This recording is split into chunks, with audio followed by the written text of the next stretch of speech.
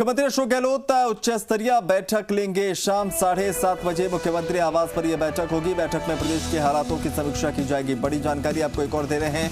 जन अनुशासन पखवाड़े की अवधि को लेकर भी इस बैठक में मंथन होना है। ऑक्सीजन दवाइयों की उपलब्धता को लेकर भी फीडबैक लिया जाएगा।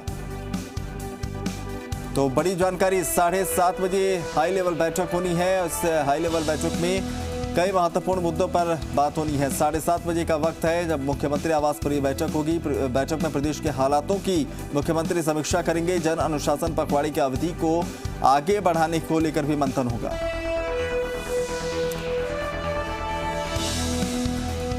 सुशांत पारिक इस वक्त हमारे सहयोगी लाइव जुड़ रहे हैं राजधानी जयपुर से, उनका रुख कर लेते हैं। सुशांत, महत्वपूर्ण बैठक है और क्या माना जाए कि आज जो बातचीत प्रधानमंत्री से हुई है मुख्यमंत्री को, उसको केंद्र में रखते हुए आज ये तमाम मंथन किया जाएगा। और जो जानकारी ये आ रही है कि जन अनुशासन पखवाड़े की तारीख आगे बढ़ाने को लेकर आंकड़ों के लिहाज से अगर देखें तो बहुत ज़्यादा फर्क नहीं पड़ा और आज भी 121 लोगों की मौत हुई है। तो माना जाए ये तारीख आगे बढ़ सकती है। देखिए 16,000 केस राजस्थान में आए हैं। आंकड़े बढ़ रहे हैं अभिनव, और लेकिन ज़्यादा चिंताजनक स्थिति है कि 121 लोगों की मौत हो गई। आप 80 के आसपास हम पिछले कई दिनों से देख रहे थे कि 70 हुए, फिर 80 हुए, लेकिन 80 से अगर 121 सीधा 84 से 121 हो रहे हैं तो ये बता रहा है कि स्थिति अब गंभीर है। और गंभीर ना केवल मौतों के लिहाज से भी बल्कि आंकड़े बढ़ रहे हैं। अस्पतालों में अब सिस्टम धीरे धीरे कोलैप्स करने लगा है अभिनव, और बेड की स्थिति अगर आप किसी भी अस्पताल में ट्राई करें राजस्थान में तो आपको बेड लेना बड़ा मुश्किल काम है। हालांकि सिस्टम को पारदर्शी बनाने के लिए ऑनलाइन व्यवस्था की गई है।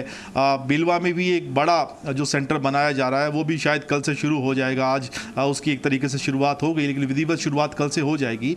लेकिन मुख्यमंत्री की जो चिंताएं हैं वो शाम को 7:30 बजे जो बैठक होगी उसमें निश्चित तौर पर 121 मौतों पर मंथन होगा कि मौतें क्यों बढ़ रही है। और ज़्यादातर मौतें हम देख रहे हैं कि सीएम के गृह क्षेत्र जोधपुर से आ रही हैं। ये हालात क्यों बन रहे हैं? क्या समय पे ट्रीटमेंट नहीं मिल पा रहा, ट्रीटमेंट असर नहीं कर रहा, इसके पीछे वजह क्या है, सिस्टम क्या सही ढंग से काम नहीं कर रहा, इन सब बातों पे चर्चा होगी।